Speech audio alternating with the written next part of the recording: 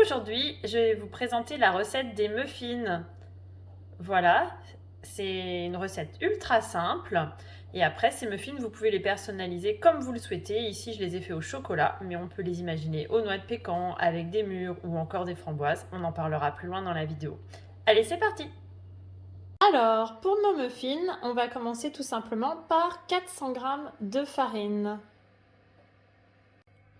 Ensuite, j'ajoute 200 g de sucre et un sachet de levure chimique.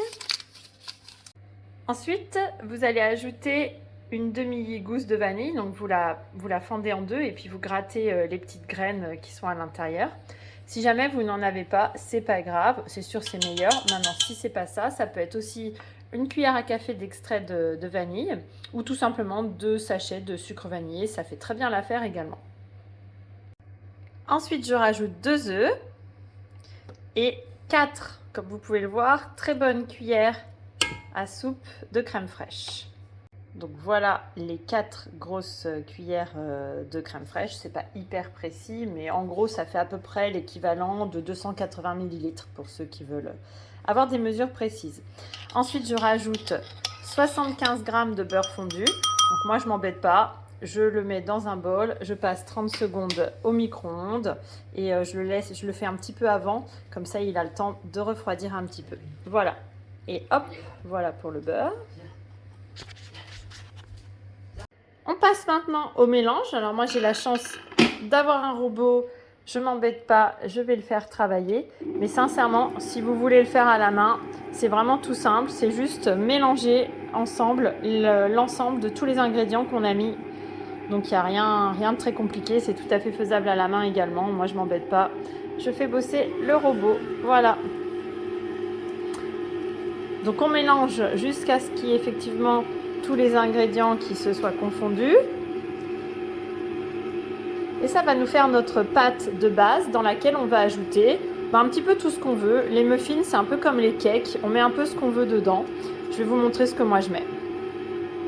Donc voilà, la pâte est bien mélangée. On voit effectivement qu'elle forme un tout. Voilà, elle colle à peu près à la cuillère comme ça. Donc l'avantage, comme je le disais avec la pâte à muffins, c'est qu'on peut mettre exactement ce qu'on veut derrière. Ça peut être des noix de pécan avec des mûres, des framboises aussi, ça marche très bien. Ou alors, ça peut être comme je vais le faire, plutôt, moi je vais mettre 3 cuillères à soupe de banania, 2 cuillères à soupe de Van Houten et des pépites de chocolat, je vais vous montrer ça. Mais voilà, vous pouvez mettre ce que vous voulez. Si jamais vous mettez des fruits dedans, l'idéal c'est d'utiliser des fruits congelés, par exemple les mûres ou les framboises. Si vous les avez pu les congeler un tout petit peu avant, comme ça, quand on va les mélanger, ils vont rester entiers et ils vont pas s'abîmer, ça va pas colorer la pâte et ça sera mieux à la cuisson. Donc moi aujourd'hui, les enfants m'ont demandé au chocolat, donc ça sera au chocolat, je vous montrerai pas aux fruits. Donc là, je vais mettre donc les 3 cuillères à soupe de banania. Alors je dis banania, évidemment, ça marche aussi avec du Nesquik ou avec autre chose, hein. Pas de lien commercial. Et puis, donc, j'ai mis une première cuillère de Van Houten et Van Houten ou chocolat en poudre non sucré, donc chocolat fort non sucré, peu importe. Et voilà, je vais continuer mon mélange. Moi, ça sera pour faire des muffins au chocolat, mais encore une fois, c'est comme je le disais tout à l'heure, vous pouvez mettre ce que vous voulez, c'est l'avantage, une fois que vous avez la pâte, on l'agrémente comme on veut. Donc encore une fois, moi je le fais au robot, mais vous verrez à la main, ça prend pratiquement le même temps. Voilà, elle commence à être d'une belle coloration, c'est parfait. Donc je vais rajouter maintenant les pépites de chocolat. Voilà. Donc là, bon, je mets à peu près à vue, hein, ça va faire l'équivalent d'à peu près 60, 80 grammes à peu près. Hein. J'ai l'habitude, je le fais à vue de nez. Voilà. Et je mélange un dernier petit coup et ce sera bon. On sera prêt pour mettre les muffins dans la pâte dans les petits moules. Donc voilà, la pâte a été mélangée. Vous voyez, c'est à peu près cette consistance. Si jamais elle était vraiment trop sèche, vous pouvez toujours rajouter un tout petit peu de crème fraîche si jamais vous voyez que ça n'a pas cette consistance. Mais voilà ce à quoi ça doit ressembler. Donc on va remplir les moules avec la préparation. Donc ça va gonfler hein, évidemment en cuisant. Donc il ne faut pas les remplir en entier.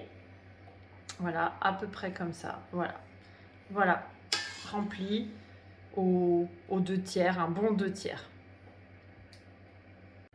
Voilà, mes moules sont tous remplis. Donc moi j'utilise des moules en silicone que je réutilise et je lave. Bien évidemment, vous pouvez aussi utiliser des petits moules en papier. Donc vous voyez qu'avec ma préparation, j'ai fait une vingtaine de muffins.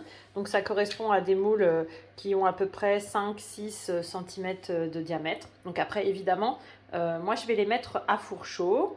Le four a déjà été préchauffé à 200 degrés. Je vais les mettre pour une vingtaine de minutes. Donc là, évidemment, c'est variable selon votre four. L'idée étant de ne pas trop les faire cuire pour qu'ils restent quand même très moelleux à l'intérieur et pas trop secs. Évidemment, si vous décidez de faire des muffins de plus petite taille, le temps de cuisson sera réduit. Et de même, si vous voulez faire des muffins de plus grosse taille, eh ben, il faudra peut-être faire un petit peu plus long. Et ben moi, c'est parti, j'enfourne. Et voilà, moi, ça a mis 18 minutes. Et donc 20, c'était un petit peu trop finalement.